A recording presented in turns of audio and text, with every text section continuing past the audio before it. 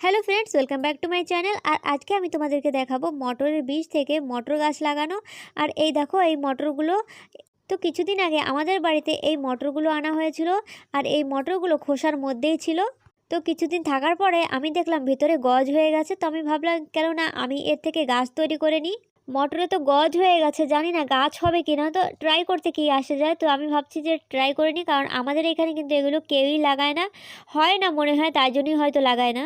কিন্তু যখন গজ হয়ে গেছে তাহলে আমি ভাবলাম যে এ কটা আমি লাগিয়েই দেখি না কি হয়। আর কিছু গজলা মটর কালকে আমি এই বস্তাটার মধ্যে ফেলেছিলাম, এখানে বেগুন গাছ লাগিয়েছি, আর সের মধ্যেই দেখলাম এই গজগুলো ভালো করে গ্রো হচ্ছে। আর আমাদের আন্দামানে কিন্তু শীতকালেও বর্ষা হয়, বর্ষাকালে শীত হয়, মানে কোনো মানেই নেই, এখানের কোনো ক্লাইমেটের কোনো ঠিক ঠিকানাই নেই কখন কোনটা হবে। তো ঠান্ডাই পড়ে না বলে আমাদের এখানে ঠান্ডার শাকসবজি কিছুই হয় না, ফল ফলাদি কিছুই হয় না, ভালো ভালো জিনিস এখানে কিছু পাওয়াই যায় না। তো আমি ভাবলাম যে এই মটরগুলো বসিয়ে দিই। তো আমি এই বাকি মটরের এই বীজগুলোকে এখানে আমি বসিয়ে দিচ্ছি। আর যখন ভালো করে গাছগুলো তৈরি হয়ে যাবে, বড় হয়ে যাবে, তারপরে আমি আরেকটা জায়গায় শিফট করব।